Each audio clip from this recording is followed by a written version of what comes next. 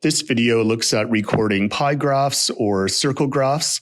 In Excel or graphing programs, often the default pie graph looks really poor. The circle is less than half the size of the graph, and the format options tend to be really simplistic and something that you wouldn't want to publish. So this video is going to look at more advanced ways of doing a pie graph.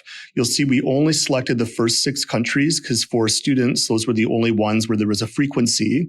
But we want to also recognize that sometimes those that just have one value that's there get put into an other category. And when we're looking at something in frequencies that can be more important, like country of birth, this kind of expanded pie graph, where you take the other section and expand it out, is a really good feature to use.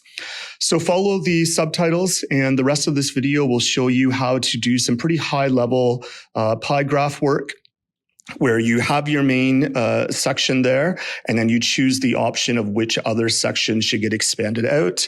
And then from there, you'll do all the details of adding your labels. And this graph is also good for giving you ideas on how to change images, like putting a flag color as the background for the pie graph.